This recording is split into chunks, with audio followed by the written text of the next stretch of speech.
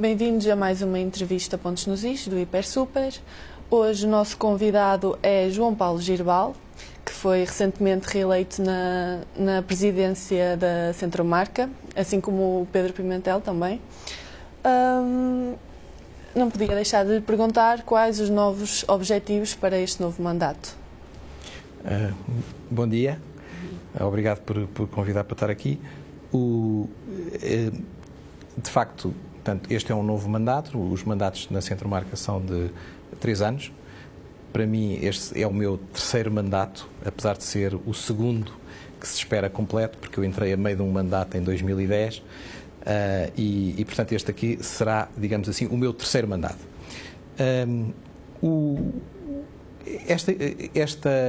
Este novo período onde nós vamos entrar não será um período de transformação radical relativamente ao trabalho que se tem vindo a fazer dos últimos anos para cá. Será uma continuação do trabalho que se tem vindo a fazer nas áreas principais de atuação da Centromarca, que eu já irei dizer quais são, e introdução de novos pontos de foco que até agora estavam nos objetivos, mas tinham pouco foco devido aos outros assuntos que estavam a ser tratados. Portanto, neste mandato, a nossa intenção, e como disse muito bem o Pedro Pimentel, é o diretor-geral da Centromarca, eu sou o presidente da Centromarca. O grande objetivo para este mandato é focar mais na questão marca. Portanto, aliás, temos uma frase que queremos aplicar a este mandato, que é ganhar marca, e continuar a fazer o trabalho que nós temos feito ao nível do ser marca. O que é que isto quer dizer? As marcas têm uma série de desafios com que se confrontam nos mercados todos os dias. Quer seja o mercado nacional, quer sejam mercados internacionais, os problemas são mais ou menos semelhantes. E quais é que são esses principais desafios? Bom, portanto, há questões que têm a ver com a proteção das próprias marcas, da propriedade industrial e intelectual associada com o mundo das marcas, que protege, no fundo, a inovação e que protege o trabalho, a investigação e o investimento que é feito pelos fabricantes, digamos assim, em colocar novos produtos no mercado ou melhorar os produtos que existem no mercado. E depois existem os desafios que são colocados pelos ambientes concorrenciais que se vivem em cada mercado. Esses ambientes concorrenciais são tão ou mais fortes consoante alguns fatores, por exemplo, a concentração de quem compra, neste caso da distribuição, ou se o mercado tem autoridades mais vigilantes ou menos vigilantes, mais atuantes ou menos atuantes nesse mercado.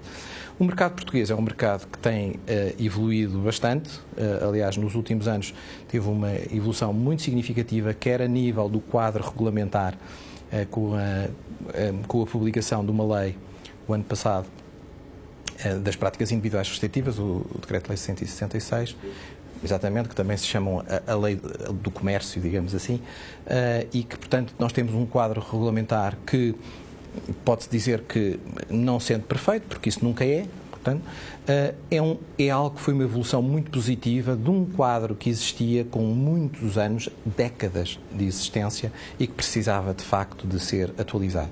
No entanto, o mundo também mudou e, portanto, os players, portanto, os que funcionam, que trabalham este mercado, também sofreram alterações, e o que nós temos vindo a observar ao longo das últimas décadas foi que se verificou uma concentração da distribuição em Portugal, aumentando o poder negocial dessa distribuição relativamente aos seus fornecedores e com as consequências que isso implica. Portanto, este tema é um tema que, obviamente, a Centromarca tem que trabalhar, porque nós primamos por um ambiente concorrencial intenso, mas leal, e que proporciona mais-valias para os consumidores e, obviamente, para quem trabalha neste mercado, na área dos produtos de grande consumo, e, portanto, este é um tema.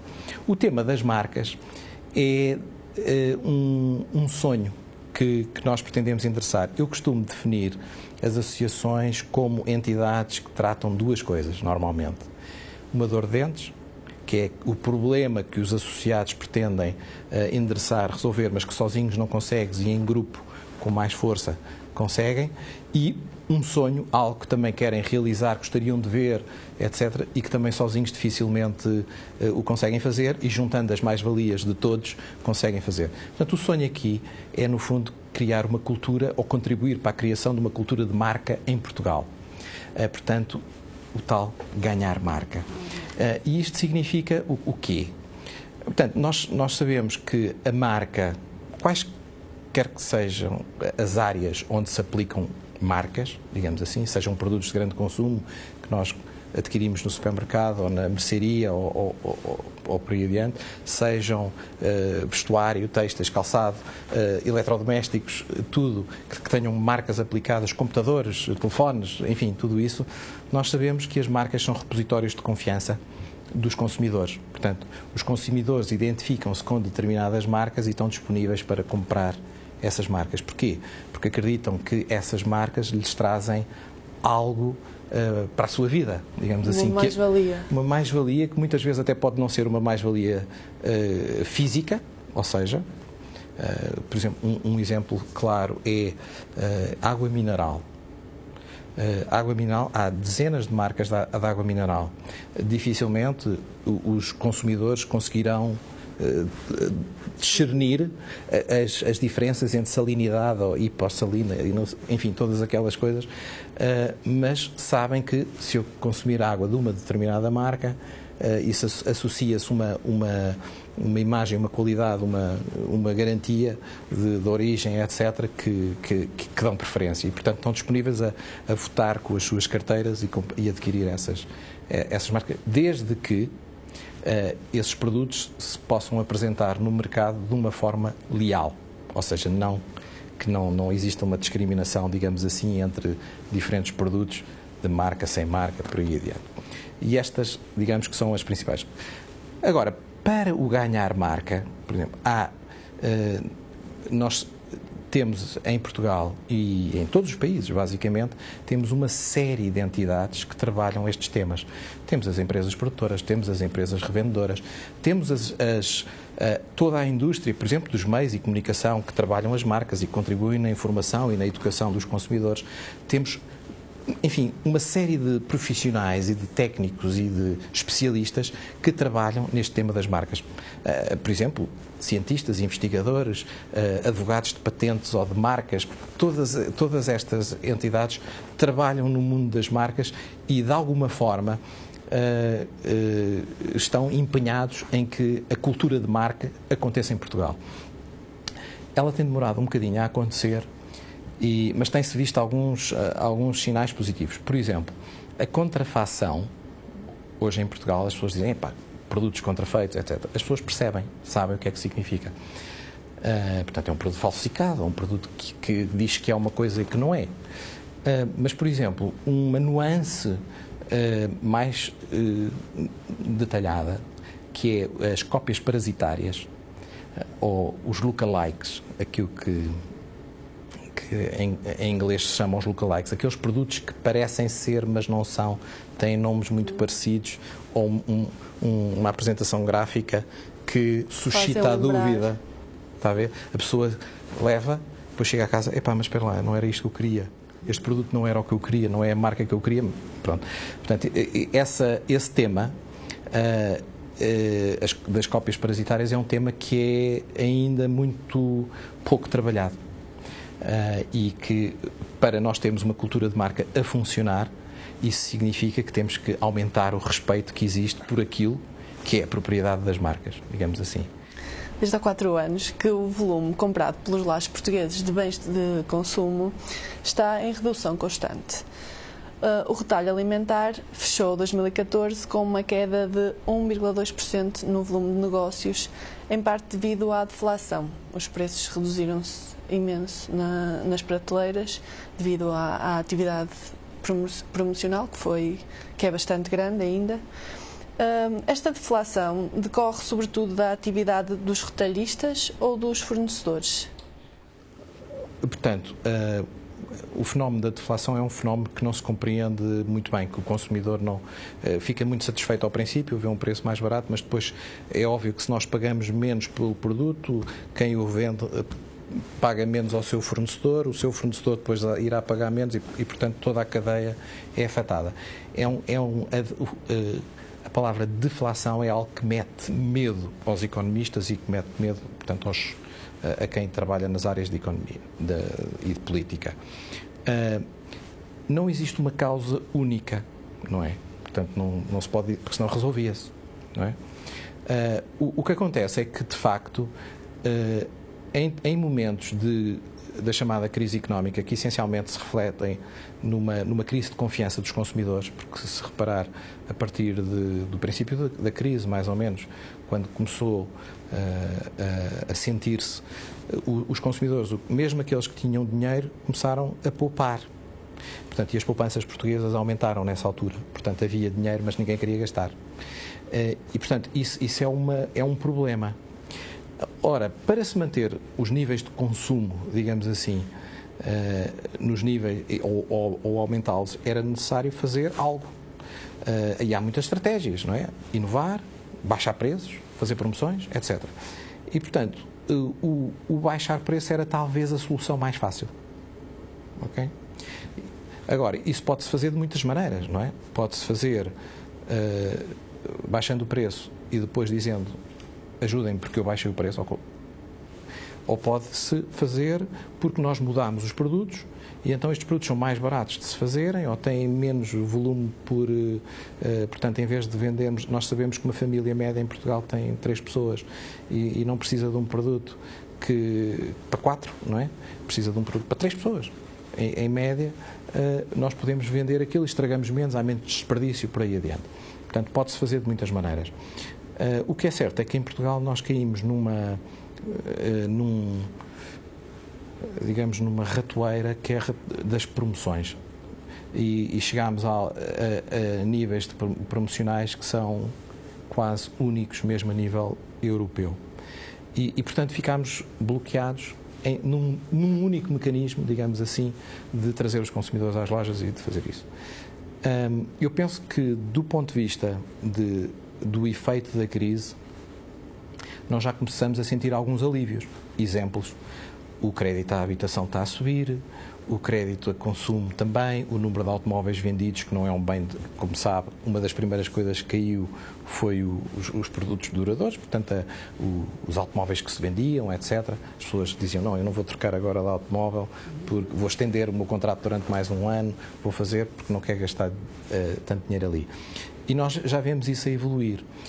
O que nós continuamos a ver é promoções muito grandes, não é? E, portanto, e isso é que não é sustentável. Okay? Porque não existe incentivo para investir nas outras na soluções. Inovação. E já se nota alguma atividade nesse sentido de nota-se, mas é muito valor? variável. Portanto, há empresas que, pela sua natureza, têm a marca no centro da sua preocupação e são marcas fortes por aí adiante que começaram mais rapidamente do que as outras. E depois há empresas que são nascentes e disseram, não, nós vamos nascer bem. Mas depois há há uns muitos milhares de empresas que ainda estão muito aflitas para pensar como é que vão pagar os salários e como é que vão aumentar as vendas para poderem eventualmente crescer e cumprir os seus planos, não é? Os retalhistas dizem que os consumidores ainda estão a pedir mais promoções, ainda pedem mais promoções. O que é que acha que vai acontecer no futuro? Que os retalhistas vão continuar a ceder? Não, a questão que se põe é esta. Se você perguntar a 100 pessoas se prefere comprar este produto a 100 ou 80, duvido que há alguém, talvez um iluminado, que lhe diga, não, eu prefiro a 100. É óbvio que as pessoas preferem quanto o mais barato. Certo, mas imagine, eu no auge da crise dei uma vez um exemplo que é um bocadinho chocante, quer dizer assim, o indivíduo que perdeu o seu emprego na sua fábrica porque o seu produto deixou de ser vendido em concorrência com outro que não tinha marca, etc, etc, se calhar chega ao supermercado e vai comprar o produto que não é de marca. Está a perceber? O que é que acontece? Portanto, não é aí que se vai fazer a diferença. Portanto, a diferença vai-se fazer devagarinho, com formação, com informação aos consumidores sobre os produtos, sobre o que é que eles nos trazem de mais-valias para as nossas vidas, por aí adiante. E depois o emprego. Portanto, nós sem empresas fortes, e estamos a falar, falou-se muito em bens transacionáveis, não era? Portugal tinha que produzir bens transacionáveis, bens que se possam vender, etc. Bom, se nós temos que produzir coisas que se possam vender aqui e lá fora, portanto, no estrangeiro, nós vamos ter que ter empresas que produzam esses produtos. E provavelmente essas empresas, a não ser que já sejam muito estabelecidas ou que tenham sido adquiridas por multinacionais, etc., essas empresas precisam de ter um mercado de referência. Se estão em Portugal, não é? Precisam de ter uma base comercial em Portugal para depois se solidificarem e conseguirem ter ambição. Se isso não acontecer, não tem nenhuma referência. Exato. Não tem, dificilmente avançam. Portanto, indiretamente à sua pergunta, mas os consumidores, obviamente, os consumidores, eu, você, etc., toda a gente, nós gostaríamos de comprar as coisas baratas, mas também gostaríamos de poder comprar aquilo em que acreditamos. E se calhar estamos disponíveis para dar um bocadinho mais. Depois a diferença, depois aqui também temos um problema de, a diferença também não pode ser tal, há um limite a partir do qual a pessoa diz, eu gostava, mas isso é uma diferença muito grande, não vou para isso. E, portanto, isso também implica, isso tem a ver com a forma como a distribuição, e hoje em dia a grande distribuição é responsável por 90% de tudo o que se compra em Portugal, e estamos a falar de muito poucos operadores, aliás, há 2 operadores que representam mais de 50% do mercado, e depois, se nós acrescentarmos mais 2 ou 3, chegamos aos 80%, 90% do mercado, que fazem uma grande diferença. Portanto, a forma como eles colocam os produtos nas prateleiras, e quem decide o produto da prateleira é o dono da prateleira, basicamente, portanto, tem uma grande influência. Portanto, há aqui um trabalho que há a fazer, há um equilíbrio que se tem que encontrar, e às vezes é doloroso, não digo que não, às vezes é doloroso. Há um equilíbrio que se tem que encontrar para o mercado poder, digamos, ser sustentável, crescer e dar mais valor, esse sim, aos consumidores. Já tocou em vários pontos que eu gostaria de discutir consigo. Um deles era sobre a SPIRC, que já lá vai quase 1 ano e meio desde a sua entrada em vigor, das práticas individuais restritivas de comércio. Qual é o balanço que faz deste período? Portanto, o primeiro ano, obviamente, era um ano de adaptação de tudo, não é? Dos operadores, das autoridades, por aí adiante. Nós podemos fazer nós fizemos um balanço, aliás, fizemos um evento no princípio do ano a comemorar 1 ano sobre a passagem da publicação e, de uma forma geral, o efeito tem sido positivo. Há aspectos ainda a melhorar. Por exemplo, todo o aspecto que tem a ver com a fiscalização, com a atuação das autoridades, isto tem sido um período de aprendizagem. Porque nós sabemos que, por exemplo, nas autoestradas, não é? O limite de velocidade é 120. Mas se ninguém vê polícia ou se não houver fiscalização visível, as pessoas andam a mais. Mas quando vêm, reduzem. E, portanto, há aqui um efeito moderador, digamos assim, que é do próprio quadro legal, que foi aprovado, mas depois também é preciso haver uma atuação para se tornar uma realidade. E essa atuação começou a dar os seus primeiros passos aqui há uns tempos e, portanto, esperamos que continue. No entanto, há aspectos que podem ser impostos por um quadro legal e há aspectos que têm que ser consensuais ou voluntários por todos os intervenientes, quer sejam da área da distribuição, quer sejam da área da produção, digamos assim. E quando eu falo de produção, pode ser produção primária, dos frescos, enfim, da agricultura, mas depois também da transformação, das fábricas que pegam nesses ingredientes, digamos, e fazem os seus produtos, seja de que ar for, seja alimentar ou não alimentar. E, portanto, há aqui um trabalho que tem que ser feito mas que é voluntário.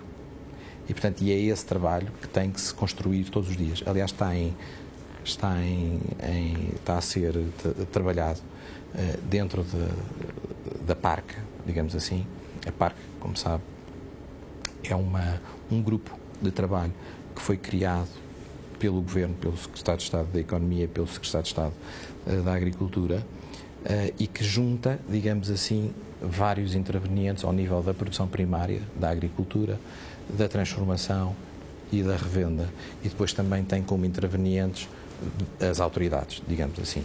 E, portanto, e dentro desse grupo está a ser trabalhado um código voluntário, digamos, de boas práticas, que é para dizer, nós vamos nos obrigar a fazer isto desta maneira para a melhoria de todo o sistema. Ainda não está finalizado, mas está a ser trabalhado. E eu espero que muito em breve dê resultados. Considera que, como a APEB, que a lei vai ser revista a breve prazo? Eu diria que essa não seria talvez a nossa primeira prioridade, porque a última lei demorou muitos anos até ser revista. Foi revista e é uma base agora. Eventualmente poderá haver pontos, e nós também temos consciência que podem haver pontos que podem ser melhorados, mas não seria uma prioridade a alteração dessa lei. Eu acho que prioritário mesmo é tê-la a funcionar e garantirmos que aquilo que lá está hoje, aquele conjunto de práticas que estão descritas, não é? Que eventualmente não se verificam no nosso mercado e, portanto, que o mercado passou a funcionar de outra maneira.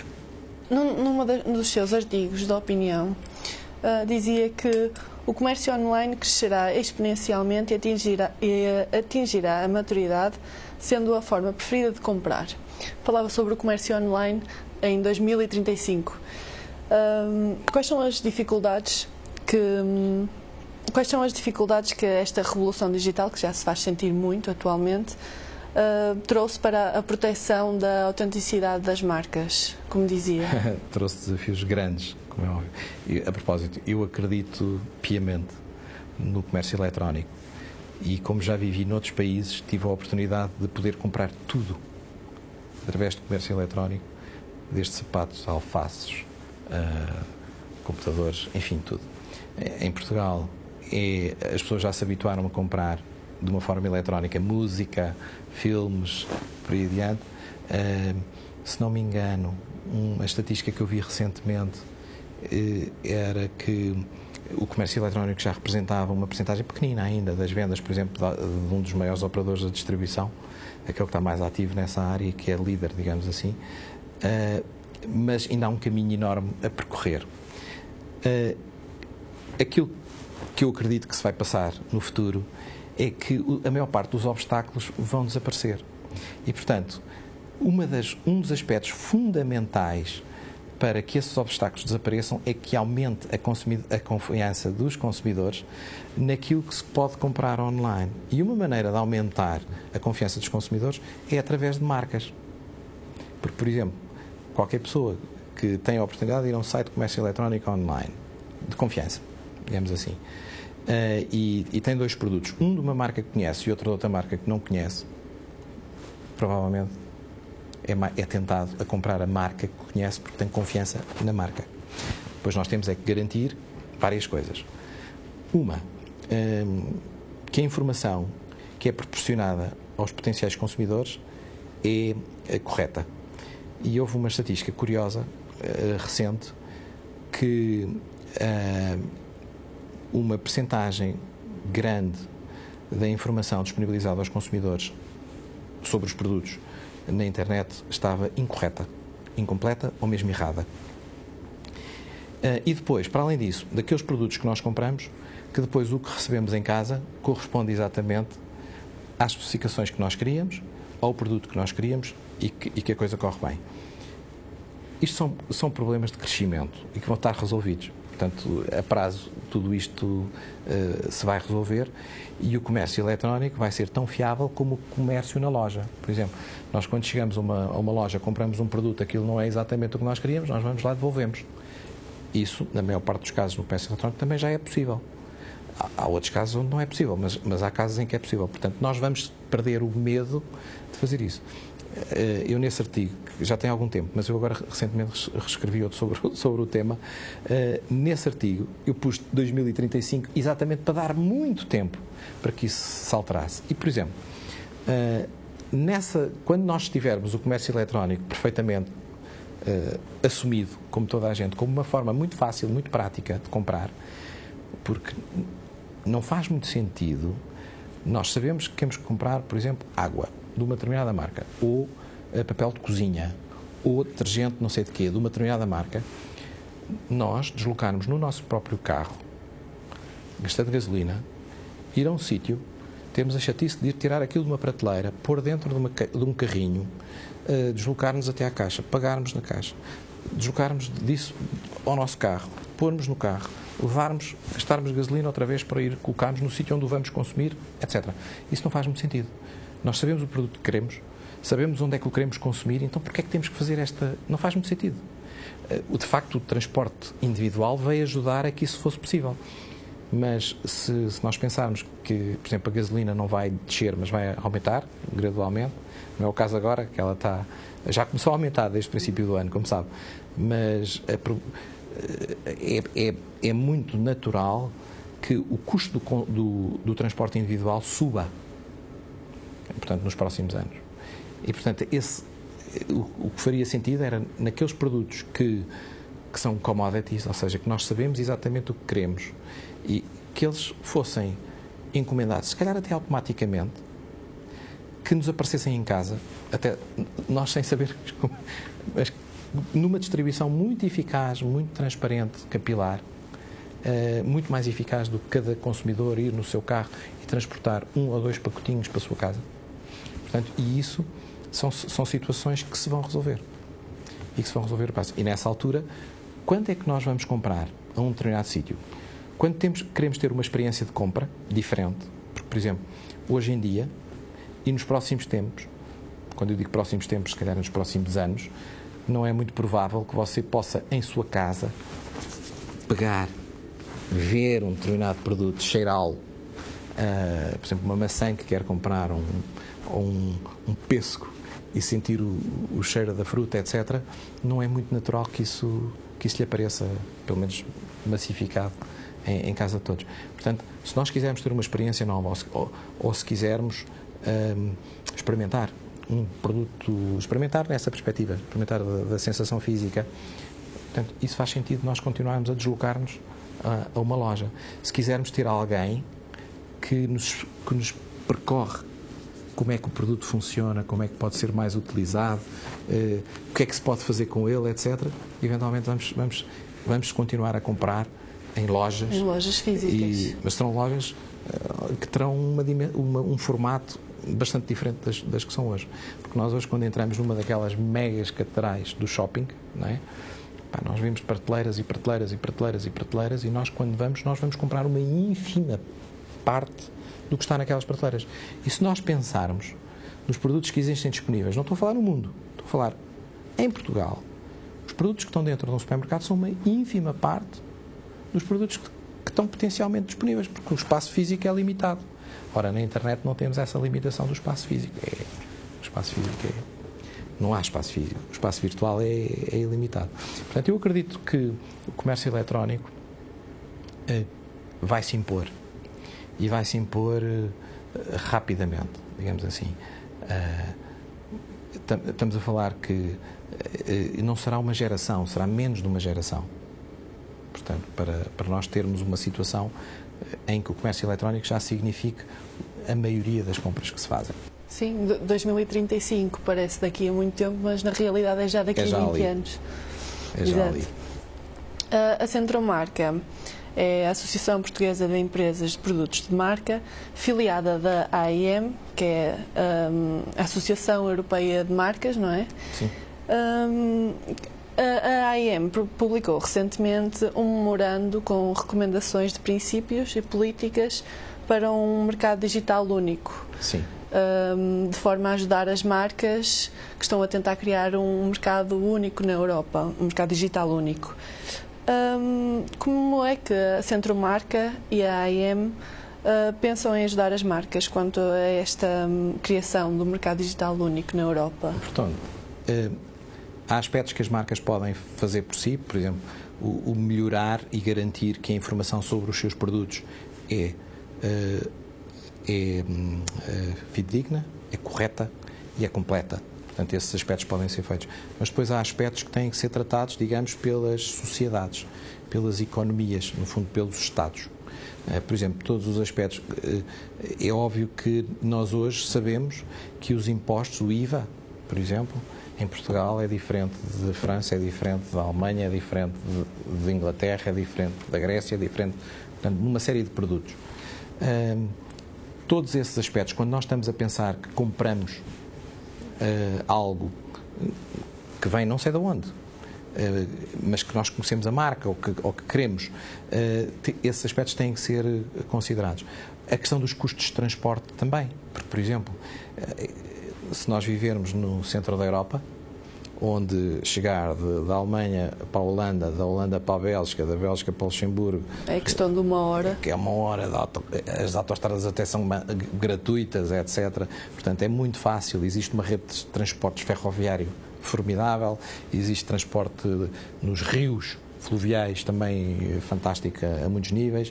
Portanto, nós vemos que os custos de transporte, por exemplo, para uma cidade como Lisboa ou para o Funchal, ou quem diz Funchal diz Ponta Delgada, diz por aí adiante, estamos a falar de coisas muito diferentes, portanto, mas os consumidores têm tanto direito a ter o mesmo nível de serviço do que têm os consumidores do centro da Europa. E, portanto, todos esses aspectos vão ter que ser trabalhados e esses aspectos trabalham-se não ao nível das marcas, mas ao nível de quem manda e de quem estabelece as regras principais. Portanto, há aspectos que podem ser trabalhados. Esse conjunto de recomendações tem essencialmente esse objetivo, que é para acelerar, digamos assim, a criação de um mercado único. Há aspectos que eventualmente lhe serão muito familiares. Imagine os Estados Unidos da América, certo? E você tem um telemóvel, é cidadã, portanto, vive na Califórnia, em São Francisco, aqui há uns anos, quando você queria ligar para um familiar seu que morava em Nova Iorque, você pagava uma chamada de longa distância, pagava um balúrdio. Hoje em dia, se tiver um contrato de telemóvel em São Francisco, as suas chamadas para qualquer ponto dos Estados Unidos e para qualquer rede têm o mesmo custo de uma chamada local. Isso a nível europeu ainda não acontece. Só para lhe dar um exemplo. Ainda não acontece. Você, quando vai, por exemplo, passear para a Espanha, ou França ou Inglaterra, a não ser que tenha um contrato onde paga um bocadinho mais com o seu operador, você tem taxas de roaming numa Europa que se quer unida e única. Portanto, isso está a ser trabalhado também. A nível do comércio eletrónico, tem exatamente as mesmas dificuldades e têm que ser trabalhadas da mesma maneira. Portanto, se nós queremos um mercado único, todos os consumidores vão ter. E depois há a questão dos impostos. Portanto, nós temos uma união, digamos, monetária, digamos assim, uma zona euro, mas não temos uma união fiscal, nós não temos uma federação, uma união política. Portanto, há uma série de aspectos que eventualmente não terão que ser todos trabalhados ao mesmo tempo, mas que precisam de ser trabalhados para que este mercado único digital, não é, possa ser uma realidade para qualquer cidadão da Europa que queira comprar e qualquer fornecedor que queira vender. Exato. Quais as medidas defendidas para este crescimento sustentável da economia digital? Portanto, e para manter um ambiente também de concorrência leal? Bom, há vários aspectos. Um aspecto é a questão da qualidade da informação, não é? O garante da qualidade da informação que tem. O outro aspecto tem a ver a forma como depois são feitas todo o tratamento fiscal, todo o tratamento dos custos de transporte, o atravessado de fronteiras, estes aspectos.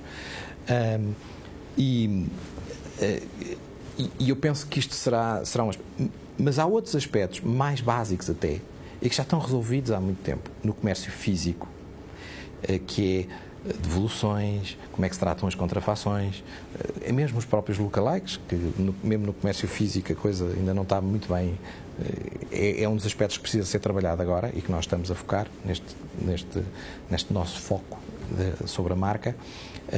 Portanto, é preciso transpor a ética, digamos assim, que existe no comércio físico para o comércio eletrónico de uma forma generalizada. Por exemplo, há temas que são... É terrível a quantidade de medicamentos, por exemplo, falsificados que se vendem através da internet. Isto não pode acontecer. E, portanto, é preciso haver mecanismos que transformem isso. Ora, no universo físico, essa realidade é muito menor, não é?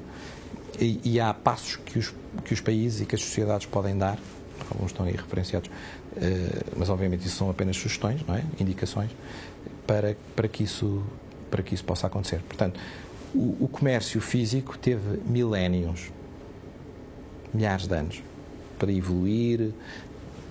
Por exemplo, antes era trocas e depois passou a haver uma moeda e depois a moeda passou a ter um determinado valor, depois a moeda era feita de uma determinada maneira e depois os créditos, os cartões de crédito, os cartões de débito, aquelas coisas todas.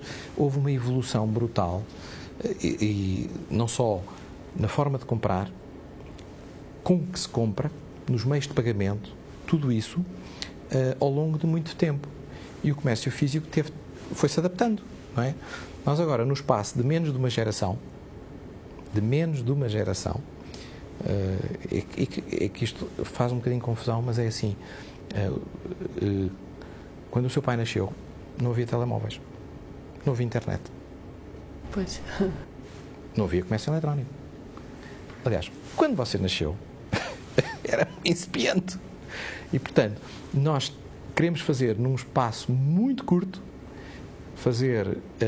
avançar algo que no fundo poderíamos dizer que estamos todos a aprender ainda como é que funciona e que tem muitas implicações. As implicações tem muito potencial e chegou muito rápido às pessoas. E as pessoas querem e veem que aquilo é muito interessante e, por exemplo, hoje em dia não há quase ninguém que, ao comprar um produto, normalmente um produto já com algum valor, que não faça uma pesquisa antes sobre alternativas, os custos, não sei o quê, na internet, não é?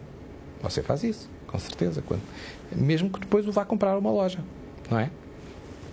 Portanto, as pessoas abraçaram aquele novo meio de informação ilimitada e disponível a 24 horas por dia, muito rapidamente, mas agora é preciso resolver aqueles problemas, os problemazinhos que operacionalizam a coisa e que transformam e que a põem transparente. Aliás, essa é uma das tendências atuais, é procurar o melhor produto, a melhor informação e ir comprar à loja física. Pesquisar online e ir comprar à loja física. Em Portugal, quais são as estratégias utilizadas pelos fabricantes para acompanhar este consumidor que compra em vários canais, que está mais bem informado? O omnicanal.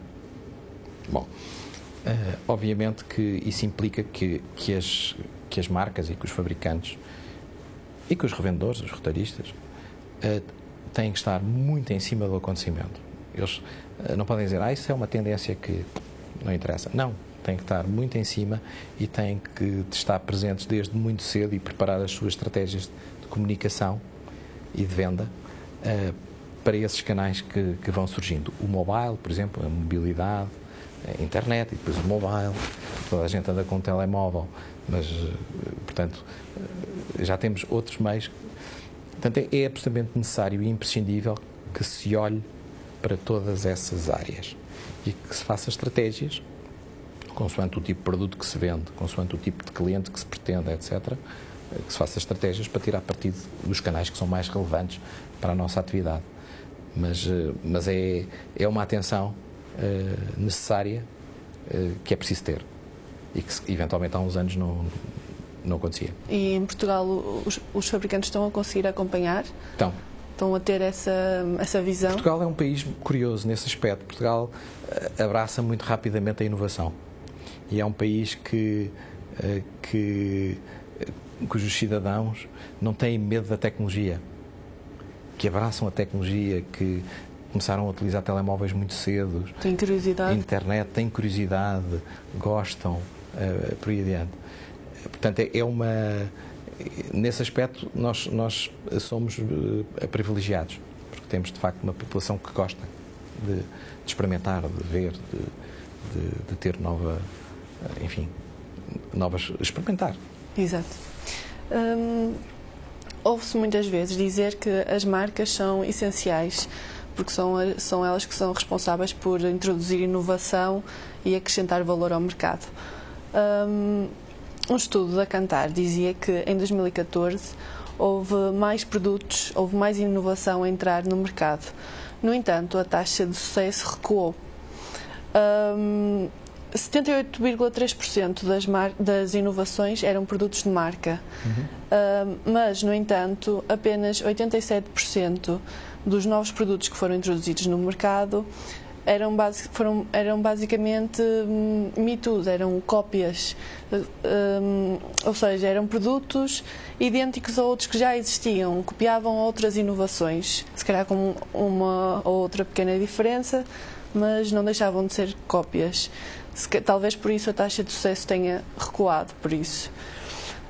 Mas como explica este número? Eu aí talvez tentasse ver a coisa por uma ótica ligeiramente diferente. Eventualmente, a definição de inovação a definição do que é um produto inovador é que precisa de ser corrigida. Se calhar nós não podemos pôr os me-toos como produtos inovadores. Exatamente. E, portanto, os produtos de facto inovadores, os tais que depois são copiados, não é? Esses sim. Portanto, e aí, se calhar, tínhamos uma taxa de sucesso maior. De qualquer forma, é irrealista pensar que tudo aquilo que se lança vai ter sucesso. E, portanto, nós sabemos que de milhares de ideias que se têm, há umas dezenas que se concretizam em êxitos comerciais. Portanto, isso é um processo normal. E, portanto, a taxa de sucesso absoluto dos produtos estrelas, etc., há de ser sempre uma percentagem pequenina daquilo que se lança. O que é importante é que se lance. E, portanto, se nós fizermos essa correção na definição de inovação e se estimularmos o aparecimento de inovação verdadeira, e quem faz inovação verdadeira tipicamente são as marcas. Por isso é que são essenciais. São essenciais. Mas só é possível fazer inovação se houver capacidade financeira para fazer inovação. Porque muitas vezes aquelas coisas que se inventam assim são poucas. Inovação significa aplicar alterações que se concretizem num produto novo e que depois é um produto que o mercado quer. Okay? Portanto, se nós redefinirmos o que é produto inovador e se tivermos consciência que precisamos de investir para introduzir esses produtos inovadores no mercado, porque, primeiro, o consumidor exige-o, não é? Nós exigimos inovação. E segundo, porque se exigimos, também estamos disponíveis para pagar por isso, portanto, nós eventualmente conseguimos produtos de maior valor acrescentado. Portanto, se tivermos estas duas componentes, nós vamos ter uma percepção melhor do valor que a inovação de facto traz. A inovação tem imensos benefícios. Por exemplo, se nós pensarmos que muita da inovação acontece dentro das empresas, nos seus departamentos de investigação, etc., mas muita da inovação acontece nas universidades, nos institutos, enfim, numa série de outras entidades que não propriamente nas empresas e com as quais as empresas se relacionam para trazer depois produtos para o mercado. Muitas das patentes que são produzidas acontecem nos meios académicos, a nível mundial. E, portanto, há aqui um círculo virtuoso que nós temos que alimentar entre empresas, outras entidades, para conseguir trazer essa inovação, que é isso que, no fundo, que o consumidor pretende e está disponível para pagar. Acha que as marcas estão com medo de arriscar em produtos mais inovadores devido à percentagem tão grande de produtos idênticos? Não, as marcas fortes não têm medo.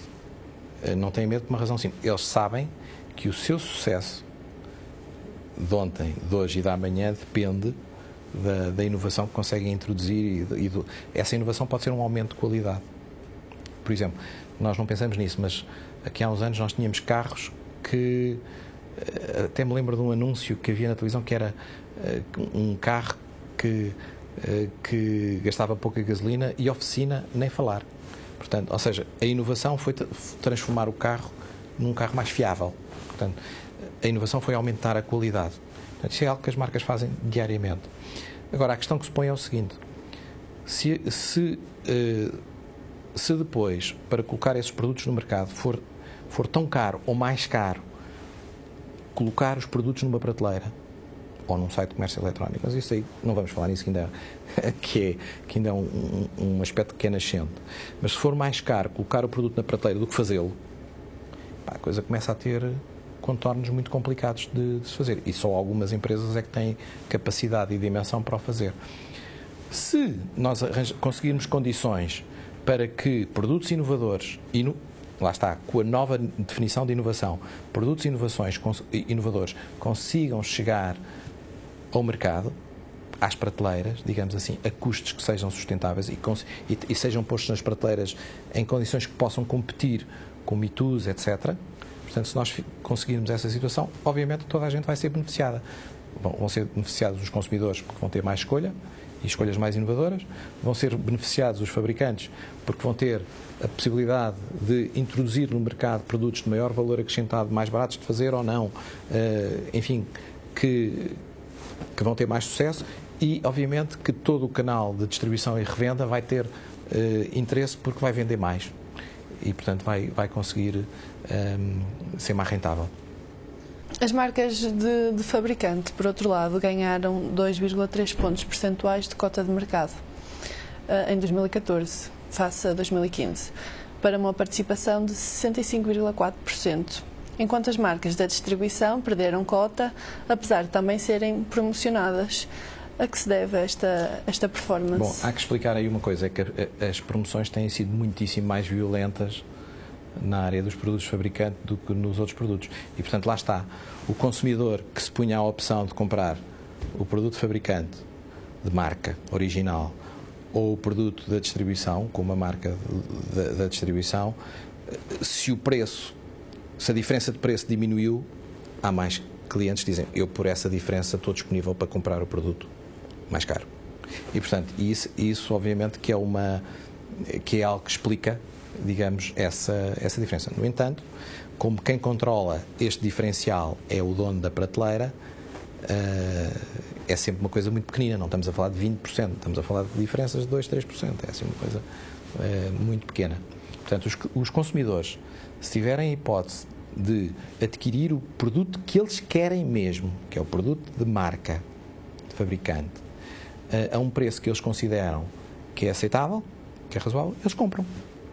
E, portanto, quando nós fizemos um esforço promocional muito grande para baixar o custo ao consumidor daquele produto, obviamente que os consumidores alteram as suas preferências. Qual é a influência desta concentração na gestão do dia-a-dia das marcas e no seu desempenho? É aqui que entra a regulação e a fiscalização, digamos assim. Portanto, estas cotas de mercado são elevadas em termos de concentração.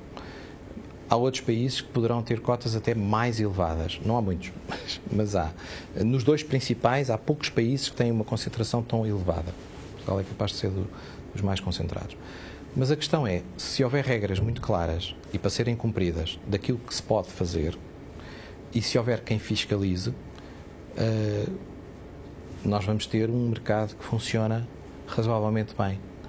Se não houver regras, ou as regras estiverem desatualizadas, e se não houver uma atividade de fiscalização e de punição quando não se cumprem, pronto, aí o mercado não vai funcionar e vai ser muito difícil para o mais fraco, e neste caso o mais fraco é quem fornece, não é? Do que quem compra. Vai ser difícil competir. E, portanto, e temos consequências muito negativas. Iremos ter menos produtos, menos inovação, enfim, marcas menos fortes. Iremos ver que, eventualmente, muitas das nossas marcas serão compradas por entidades maiores, portanto, uma própria concentração do outro lado, que é uma consequência da concentração na distribuição. Não sei se por causa dessa concentração da distribuição, mas temos assistido também algumas marcas a apostarem em lojas próprias. como a Samsung, que abriu uma loja física, ou a Small Compal, que abriu uma loja online. O AliExpress?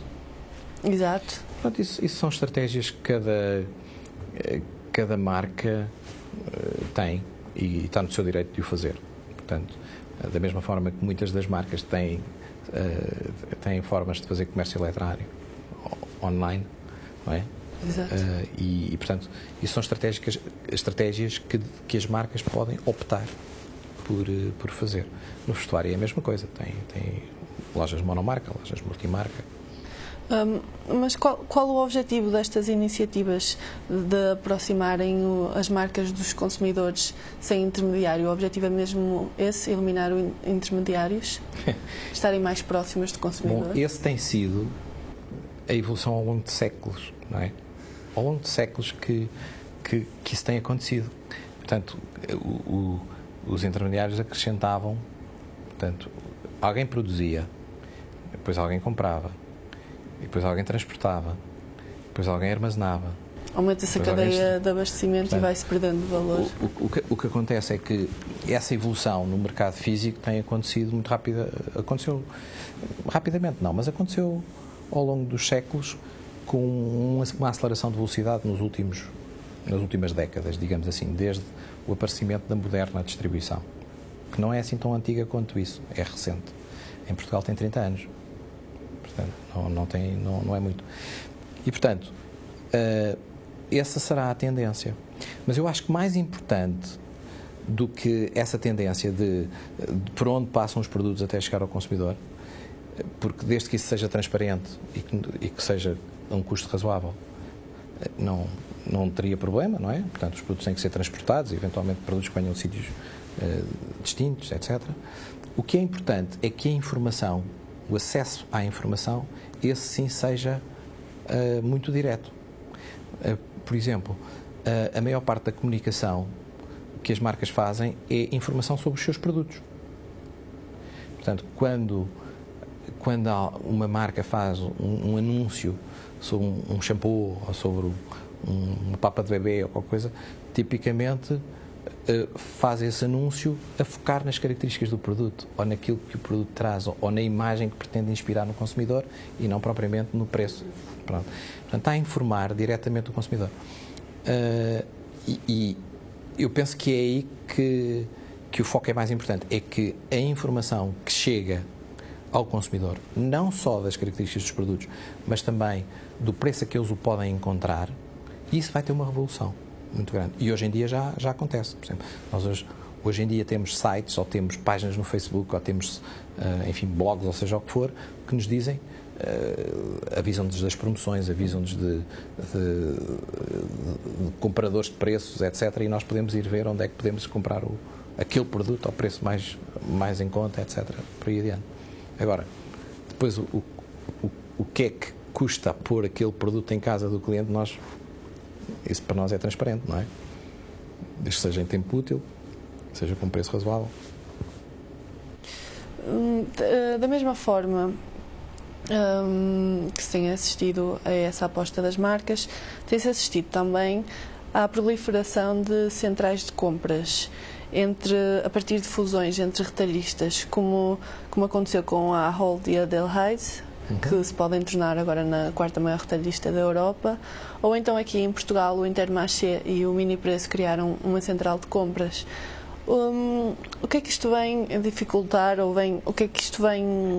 como é que pode enfraquecer o poder negocial dos fornecedores em relação às retalhistas? Acredita que isso pode acontecer, que pode ser enfraquecido? Portanto, há países que têm mais experiência que nós nessas matérias.